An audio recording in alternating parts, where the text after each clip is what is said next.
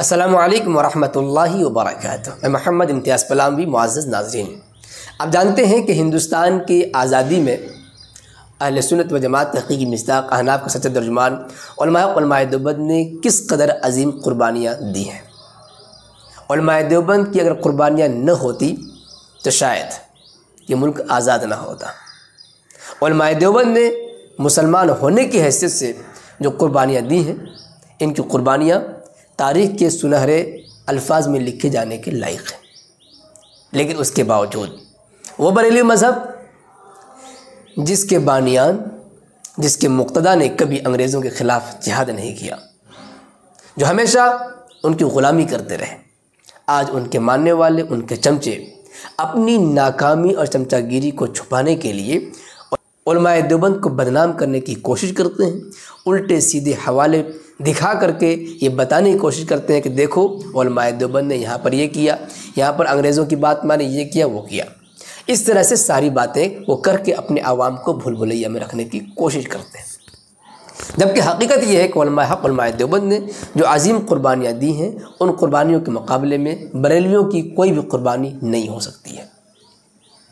چلیے، ہم تو کہتے ہی رہتے ہیں کتابیں تو شاہد ہے ہی ہیں، چلیے ایک ایسی شخصیت کی زبان سے ان عظیم قربانیوں کو سنا دیتے ہیں جن کی شخصیت آپ کے یہاں بھی مسلم ہے۔ دینی اعتبار سے، مذہبی اعتبار سے شاید ان کی باتیں قابل عمل نہ ہو، قابل قبول نہ ہو، لیکن سیاسی اعتبار سے ان کی بات ہر مسلمان مانتا ہے، بلکہ دیگر مسلمانوں کے علاوہ لوگ بھی ان کی بات توجہ کے ساتھ سنتے ہیں، اس پر عمل کرتے ہیں، اور عمل نہ کریں ضد کی بنا پر، لیکن اسے تسلیم کرتے ہیں کہ جو بات کہہ رہے ہیں یہ جناب بالکل صحیح کر رہے ہیں۔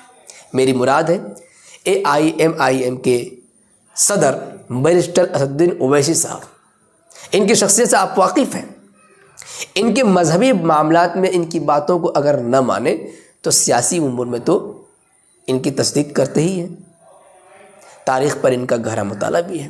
اب سن لیجئے کہ علماء حق علماء دیوبند کی جنگ آزادی کی قربانیوں کے متعلق کیا کچھ کہہ رہے ہیں، خاص طور سے شیخ الہند، اسیر مالٹا، دارالعلوم دیوبند کے پہلے اسٹوڈنٹ، پہلے شاگرد، پہلے طالب علم حضرت مولانا محمود حسن دیوبندی رحمہ اللہ اور ان کے شاگرد رشید، شیخ الاسلام والمسلمین، جنگ آزادی کے عظیم مجاہد، دارالعلوم دیوبند کے شیخ الحدیث حضرت مولانا سید حسین احمد مدنی نور اللہ مرقدہما، ان حضرات کے متعلق کیا کچھ فرما رہے ہیں آپ بھی سن لیجئے، اس کے بعد فیصلہ کیجئے کیا جناب اسد الدین اویسی صاحب کی یہ بات جھوٹی ہے یا سچی ہے۔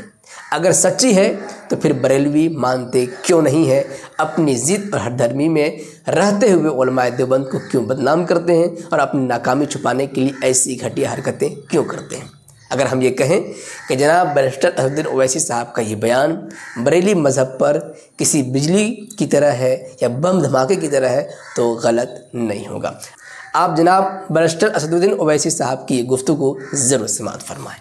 آج جو لوگ مسلمانوں کے تعلق سے نفرت کرتے ہیں بھارت میں ان سے پوچھنا چاہتا ہوں کہ تم کو معلوم مالٹا کہاں پر ہے؟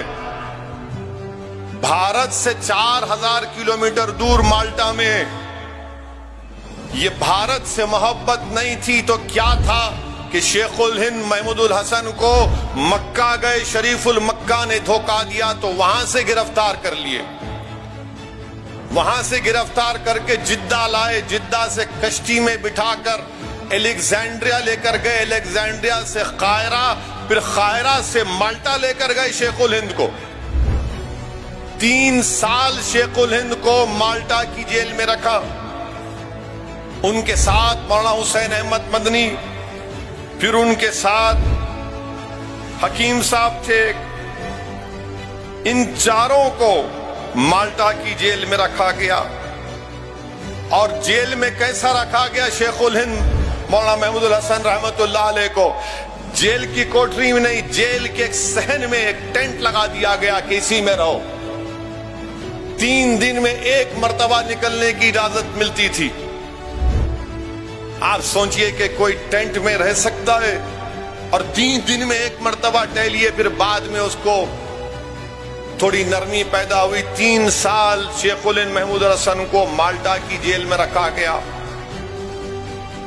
मेरे अजीज दोस्तों और बुजुर्गों, आज भी भारत से माल्टा को डायरेक्ट फ्लाइट नहीं है।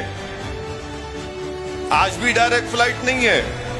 3 साल शेखुल महमूद अल हसन माल्टा की जेल में थे, भारत की मोहब्बत में थे। हुसैन अहमद मदनी रहमतुल्लाह अलैह के साथ। मुअज़्ज़ज़ नाज़रीन, आपने सुना, आपने देखा। इस सिलसिले में आप हज़रात के कुछ कहना चाहेंगे कमेंट बॉक्स में ज़रूर लिखें। वीडियो को लाइक करने के साथ खूब शेयर करें ताकि ईवान बरेलवियत में ज़लज़ला आ सके, वो भी इस हकीकत को तस्लीम कर सकें। शुक्रिया, जज़ाकल्लाह। अस्सलामु अलैकुम व रहमतुल्लाहि व बरकातुहू।